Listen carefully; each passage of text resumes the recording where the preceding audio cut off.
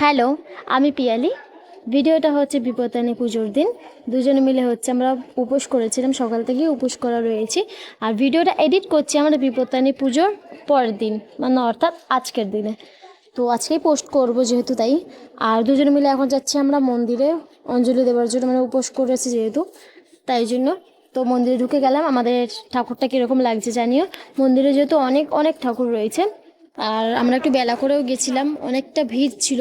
এতটা ভিড় ছিল মানে অনেকক্ষণ দাঁড়িয়েছিলাম। যাই হোক, পুজো টুজো শেষ হওয়ার পর ঠাকুরমশাইকে দক্ষিণাটাও দিয়ে দিলাম। তারপরে যা যা নিয়ম থাকে সব কিছু করছিলাম। সব কিছু করে দেখতেই পাচ্ছ অনেক ভিড়, অনেক ভিড়। তো সব কিছু করার পর আমরা এখন যাব বাড়ির দিকে। তো বাড়ির দিকে যাচ্ছি প্রসাদ খেতে খেতে, ঠাকুরের প্রসাদ খেতে খেতে বাড়ির দিকে আমরা যাচ্ছি।